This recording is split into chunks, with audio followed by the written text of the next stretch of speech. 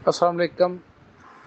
एक और सवाल पूछा गया है कि मिट्टी का शऊर रोशनी के जिस्म के शऊर को कैसे समझता है। अगर आप मेरे पहले 2 लेक्चर सुने ऑडियो जो आज ही भेजे गए हैं तो आपको काफ़ी हद तक समझ आ जाएगी। तो इस सवाल में भाई ने ये पूछा है कि हमने शक्ल तो कोई नहीं बनानी, लेकिन हमें पता तो है ना कि हमारी कोई रूह है, उसकी कुछ 7 परतें हैं या कोई रोशनी का जिस्म है, तो फिर ये कैसे वर्क करेगा। इसको ऐसे ही समझ लें कि जब आप अलफ़ सीख रहे थे तो आपको एक दफ़ा समझ आ गया लफ़ ऐसे बे ऐसा, लेकिन अभी आप उसमें डिज़ाइन नहीं बना सकते थे। तो बाद में जब आप मज़ीद बड़े हुए तो आप उन अल्फाज में बाद में डिज़ाइन भी बना सकते हैं।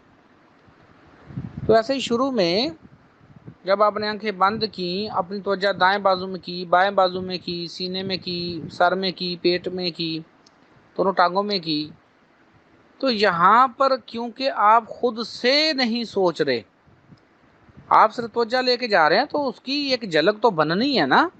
अब ऐसा तो नहीं हो सकता कि शुरू में आप टांगों की तरफ ध्यान करो, टांगों का कुछ स्केच आपके उभरे ना या आपको महसूस ना हो।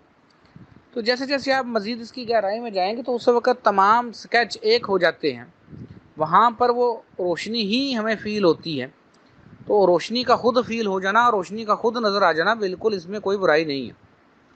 लेकिन अगर आप आंखें बंद कर कर सोचना शुरू करें कि मेरे बाजू पर बाल हैं, मैंने अंगूठियाँ पहनी हैं, मेरा कलर वाइट है, तो ये बात गलत है।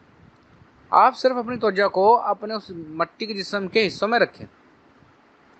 जो आपकी तवज्जो है वो खुद भी रोशनी है, और जहाँ आप तवज्जो रख रहे हैं वहाँ भी रोशनी है।